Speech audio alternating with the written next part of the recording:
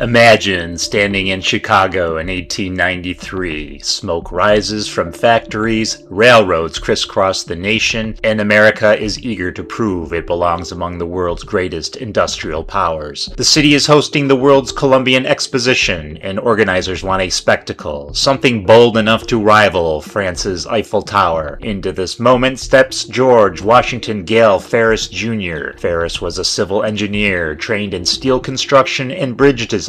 He wasn't famous, he wasn't wealthy, but he had an idea no one had ever tried before, an idea that many believed was impossible. Ferris proposed a massive upright rotating steel wheel that could lift hundreds of people high above the fairgrounds, giving them a breathtaking view of the city below. Engineers scoffed, officials worried it would collapse, investors hesitated to commit funds, but Ferris refused to back down. Using his knowledge of steel and tension-based structures, he designed a wheel unlike anything the world has ever seen. It would stand 264 feet tall, supported by a single enormous axle, then the largest piece of forged steel ever made. 36 enclosed passenger cars would be attached, each capable of carrying 60 people. When the Ferris wheel finally opened in June of 1893, it was an immediate sensation. Visitors paid 50 cents to ride, a steep price at the time, but the experience was unforgettable. As the wheel slowly rotated, passengers rose above the city, gazing out toward Lake Michigan and the vast white city of the fair. The wheel wasn't just entertainment, it was a triumph of engineering. It proved that steel structures could be both strong and graceful, that machines could create wonder as well as utility. In a single stroke, George Ferris had given the world a new kind of landmark. Despite the wheel's enormous success, Ferris became entangled in bitter legal disputes with investors and fair organizers over profits. The stress took a toll on his health. Just 3 years after unveiling his masterpiece, George Ferris died in 1896 at only 37 years old, largely forgotten and deeply in debt. Although the original Ferris wheel was eventually dismantled, replicas and variations spread rapidly. County fairs, amusement parks, world's fairs across the globe. Over time, the name Ferris became permanently attached to the wheel itself, a rare honor for an inventor. In the modern era, Ferris's idea has grown larger than he could have imagined. The London Eye, the Singapore Flyer, and the High Roller in Las Vegas all traces their heritage back to the first steel wheel in Chicago. Today, Ferris wheels are symbols of celebration, romance, and city pride. They turn slowly against the skyline, offering perspective. George Ferris may not have lived to see his legacy, but every time a wheel rises into the sky, his vision turns again, and with each rotation, the world remembers the engineer who dared to make it spin.